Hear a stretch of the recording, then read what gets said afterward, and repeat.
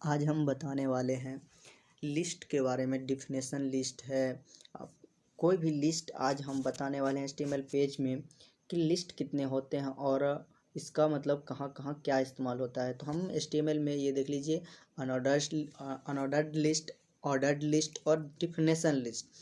ठीक है, ordered list में आपको सिंटैक्स 3 होते हैं, डिस्क, सर्किल और स्क्वायर। ठीक है, इस टाइप से ऑर्डर्ड लिस्ट में आपको सिंटैक्स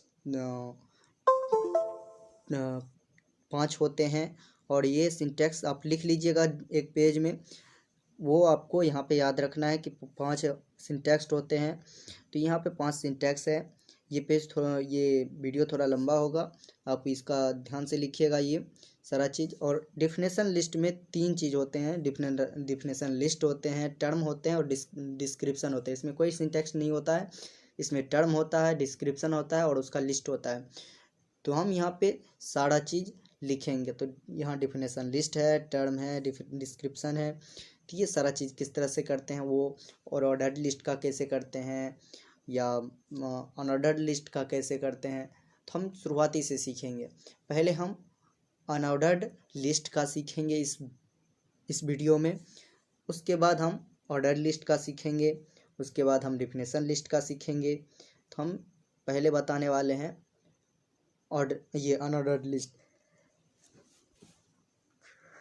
तो जिस तरह से हम यहाँ पे लिखे हुए हैं सेम उसी तरह से आपको लिखना है। HTML को क्लोज करना है, यानी कि HTML खोल के जिस तरह से हम यहाँ पे सारा चीज़ लिखना है, तो ये आपको इस टाइप से लिखना है। और यहाँ पे UL जो लिखे हुए हैं इसका मतलब होता है अनऑर्डर्ड लिस्ट। UL का मतलब होता है अनऑर्डर्ड लिस्ट। तो ये आप याद ध्यान से रखिएगा, ये समझ लीजिएगा या तो कहीं पे लिख लीजिएगा। अनऑर्डर्ड लिस्ट होता है, UL को हम क्लोज भी करेंगे।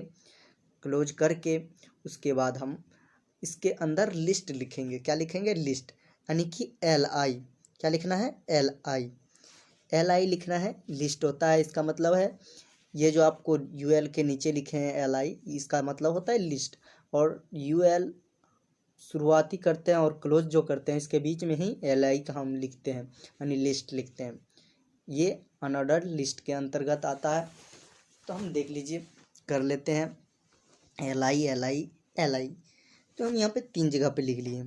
हम तीनों जगह पे किसी किसी का नाम लिख लेते हैं ताकि ये आपको ध्यान में मतलब समझाने के लिए लिख लेते हैं कि किसका किसका नाम लेना है, क्या लेना है, क्या साइज़ लेना है। तो ये हम पहले इसमें किसका नाम लेना है वो हम लिख देते हैं। तो यहाँ पे नाम लिखना स्टार्ट करते हैं। या तो हम इसका पहले टाइप लिख लेते हैं। टाइप क्या होना चाहिए? डिस्क होना चाहिए। और हम बताए हुए थे 3 टाइप हैं इसके, सिंटैक्स जो है 3 हैं। तो डिस्क है, स्क्वायर है और सर्कल है। तो वो आप लिख लीजिए। तो डिस्क हम पहले लिखे हुए हैं, तो डिस्क टाइप का होगा। डिस्क गहरा होता है तो वो आप, और गोल का होता है तो वो आप लिख लीजिए। जैसे आप कुंदन नाम लिख लिए, हनी नाम लिख लिए। उसके बाद हम लिखते हैं किसी का और का नाम। तो किसका नाम लिख लिए? ठीक है, हाँ नाम तो बहुत है।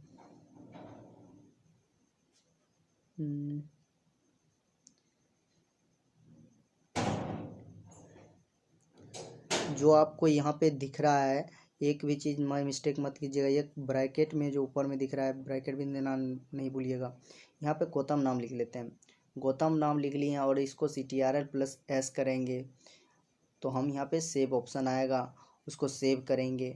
उसको सेव जिस नाम से करेंगे, जैसे हम अनऑर्डर्ड लिस्ट से भी सेव कर सकते हैं या UL से भी कर सकते हैं। तो हम यहाँ पे अनऑर्डर्ड ही लिस्ट से नाम से सेव कर लेते हैं ताकि आगे हमको कोई दिक्कत ना हो। तो हम यहाँ पे जिस नाम से सेव करना चाहते हैं वो डॉट दे के HTML ना देना भूलें। हम पहले भी बताए हुए डॉट दे के HTML देना ना भूलें। तो ये डॉट देना अति आवश्यक है। और सेव करने के बाद आपको कहाँ पे जाना होता है, नहीं जाना होता है, ये सारा चीज़ हम पहले बताए हुए हैं। अगर ये वीडियो आप पहली बार देख रहे हैं तो इससे पहले भी वीडियो हमने डाला है, हमारे चैनल पे जाके देख सकते हैं। और सारे वीडियो को पार्ट वाइज मैंने किया है, तो पार्ट वाइज आप देख सकते हैं। तो हम अनऑर्डर्ड लिस्ट, ये अनऑर्डर्ड.html नाम से सेव कर देते हैं। तो ये सेव हो चुका है। अब हम जाएंगे सर्च बॉक्स में, उस सर्च बॉक्स में लिखेंगे अनऑर्डर्ड लिस्ट। अनऑर्डर्ड लिस्ट लिखेंगे और इसमें सारे जो भी अनऑर्डर्ड लिस्ट के हैं वो देख लीजिए, गलत हो गया,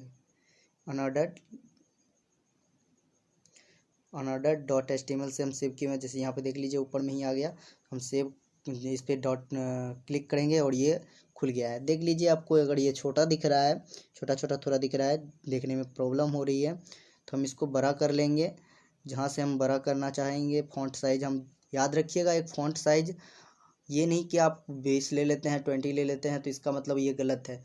लेकिन फ़ॉन्ट साइज़ जो होता है वो 1 से 7 होता है, साइज 1 से 7 होता है, और बीच में 3 वो डिफ़ॉल्ट होता है। क्या होता है? डिफ़ॉल्ट होता है, 3 डिफ़ॉल्ट होता है। तो ये हम 20 भी ले सकते हैं, ऐसा थोड़ी है, मतलब जितना लेंगे, लेकिन साइज जो बढ़ेगा वो 7 ही तक बढ़ेगा। आप उससे ज़्यादा भी लीजिएगा तो कोई प्रॉब्लम नहीं है, लेकिन जो साइज बढ़ेगा वो आपका बढ़ेगा 7 तक ही। ये 7 साइज का है, ठीक है, सबसे ज़्यादा यही साइज है बड़ा, और ये 7 साइज का ही है। तो ध्यान से आप 7 ही लिख सकते हैं। तो आप जो भी लिखना चाहते हैं लिख सकते हैं, ये फ़ॉन्ट साइज के लिए, ठीक है। इसको क्लोज भी करना चाहते हैं तो कर सकते हैं, लेकिन अगर नहीं करना चाहते तो कोई टेंशन नहीं है। हम इसको कॉपी कर लेते हैं ताकि इसमें कोई दिक्कत ना हो। जैसे मान चलिए हम LI लिखे हुए हैं या कोई भी चीज़ लिखे हुए हैं, सारा चीज़ को कॉपी कर लेते हैं। फिर से जो हमको करना है CTRL+S से हम कॉपी कर चुके हैं, और फिर CTRL+V किए तो वो पेस्ट हो गया। अब इसको हम इसका साइज या कोई भी चीज़ इसको हम हटाना चाहेंगे तो हटा सकते हैं पहले, क्योंकि इसका फ़ॉन्ट साइज हम पहले से फिक्स किए हुए हैं। डिस्क हम हटा के सर्कल या स्क्वायर लिख सकते हैं। तो जिस टाइप का आपको लेना है तो उस टाइप का कर सकते हैं। यहाँ पे UL क्लोज कर सकते हैं, UL क्लोज कर दीजिएगा।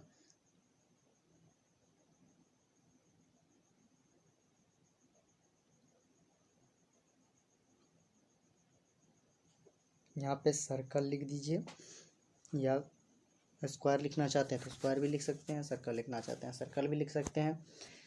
जो भी आपको लिखना है वो आप लिख सकते हैं।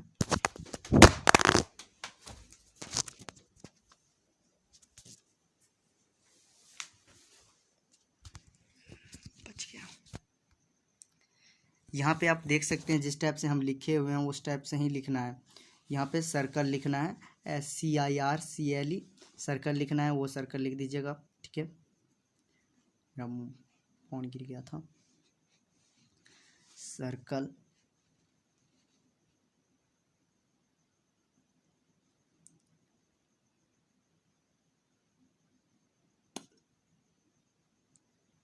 लिख के सेव कर लीजिएगा, CTRL+S से सेव कर लीजिएगा। यहाँ पे हम क्लोजिंग नहीं दिए हुए हैं, क्लोजिंग दे देते हैं, CTRL+S से सेव कर लेते हैं। उसके बाद ब्राउज़र पे जाते हैं, ब्राउज़र पे जाने के बाद हम ओपन करते हैं। जैसे इसको हम CTRL+S करते हैं, ये रिफ़्रेश करते हैं, तो जैसे हम यहाँ पे देख सकते हैं सर्कल टाइप का आ गया है, गोलाई टाइप का आ गया है। इस टाइप का भी आप ले सकते हैं, बहुत सारे क्वेश्चन बना सकते हैं, बहुत सारे आंसर शीट लिख सकते हैं। इस टाइप का आपका जो आता है वो लिख सकते हैं, बहुत सारे पॉइंट को स्टार्ट कर सकते हैं। इस टाइप से आप कोई भी चीज़ इसमें लिख सकते हैं इसका।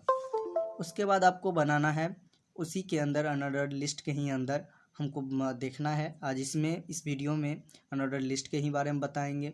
तो अनऑर्डर्ड लिस्ट में आज फिर से हम CTRL+V करेंगे तो वो पेस्ट हो जाएगा। पहले जो हम कॉपी किए हुए थे इसका भी साइज हटा देते हैं, पहले से ही साइज हम दिए हुए हैं तो वो साइज हटा देते हैं। डिस्क को हम बदल देते हैं स्क्वायर में। स्क्वायर आपको चतुर्भुज टाइप का होगा और गहरा होगा, तो स्क्वायर का कलर आप जो भी लेना चाहते हैं वो ये जो भी आप इसका स्क्वायर साइज लेना चाहते हैं वो ऊपर में डाल सकते हैं। मैंने बोला कि स्क्वायर का जो भी साइज होता है या फॉन्ट का जो भी साइज होता है वो 7 तक होता है। बीच में 3 डिफ़ॉल्ट होता है, 3 का काम नहीं होता है, 3 डिफ़ॉल्ट होता है। आप उससे ज़्यादा भी लीजिएगा तो कोई दिक्कत नहीं है, लेकिन 7 तक ही बढ़ेगा, मैक्सिमम 7 तक ही बढ़ेगा। अगर कम छोटा करना है तो आप 6 लिख सकते हैं, 5 लिख सकते हैं, तो वो आप लिख के देख लीजिएगा, ठीक है।